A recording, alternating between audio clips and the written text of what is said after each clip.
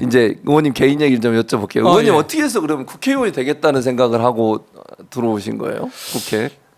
그러니까 예. 4년 전에 좀 출마를 권유하는 분이 있었고, 아, 있었군요. 예. 그다음에 또 그 변호사 시절에 2년 전에 대선 캠프가 꾸려졌을 때 뭐 좀 정치를 권유하는 분도 3년 전에도 계시긴 했는데 제 성격에 맞지 않는 것 같아서 제가 못 오겠다고 했었습니다. 근데 대선에서 민주당이 이렇게 실패하는 정말 어이없는 상황을 봤고, 그리고 검찰이 있을 때 공적 마인드가 없어서 인간미가 없어서 어떤 공직자 자격이 없다고 생각했던 윤석열 검사와 한동훈 검사가 대한민국에 이렇게 그 권력을 쥐고 휘두르는 이 모습, 이게 대한민국 그 미래 그 불행한 모습이 눈에 너무 선하게 들어왔기 때문에 내가 나서서 준비를 해야겠다 그 생각을 갖게 됐고, 그래서 그 대선이 끝나던 2022년 6월 중순부터 제가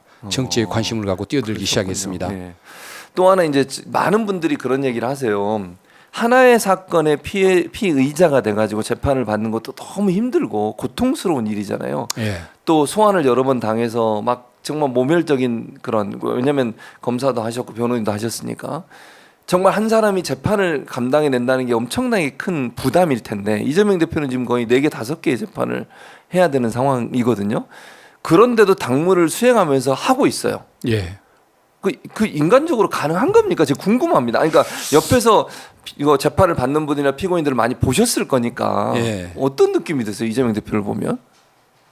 안쓰럽다는 생각과 대단하다는 생각, 두 가지가 많이 드는 것 같습니다.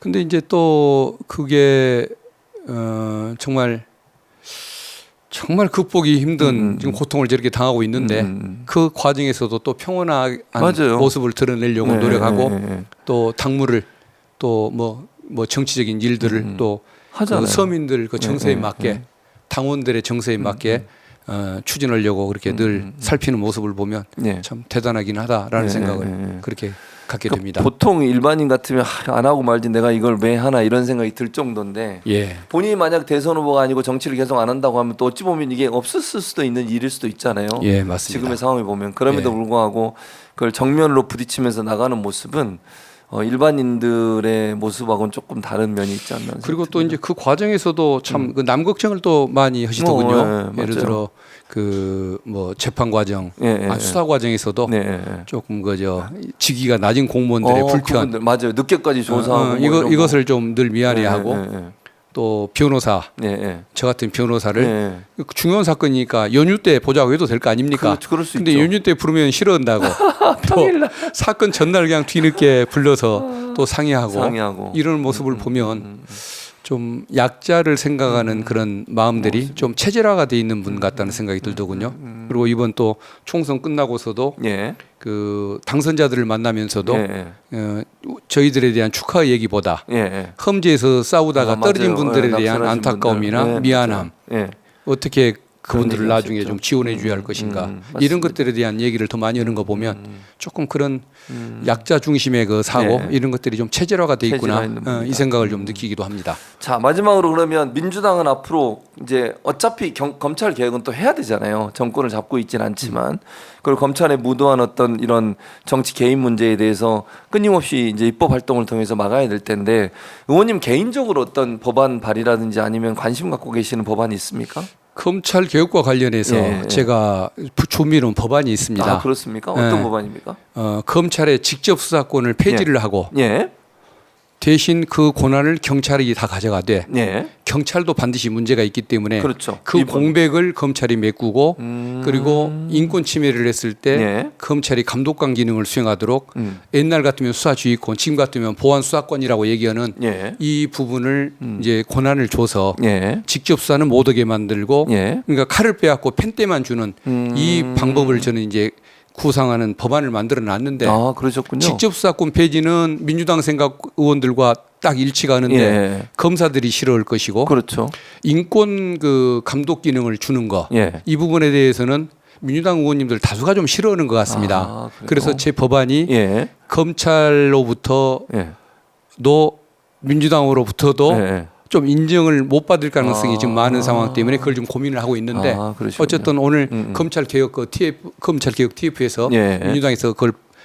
이제 어떤 안을 제시를 했으니까 제 법안과의 차이를 한번 보면서 한번 꼭 필요한 부분이 있으면 그 지도부에 한번 건의도 좀 해보고 의원님들과 좀 공감대를 형성해가면서 이런 문제는 어떻게 좀 더 보완하면 안 될까?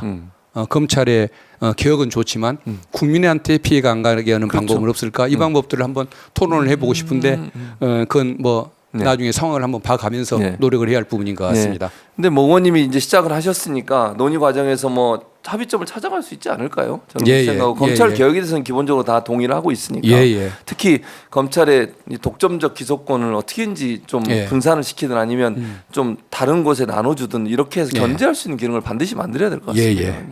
그렇습니다. 알겠습니다. 이제 마무리를 하겠습니다. 의원님 또 다른 일정도 있으시니까. 근데 이렇게 시간 내주셔서 감사드리고 회의 중간에 또 나오셔가지고 이렇게 함께해 주셔서 너무 감사드립니다.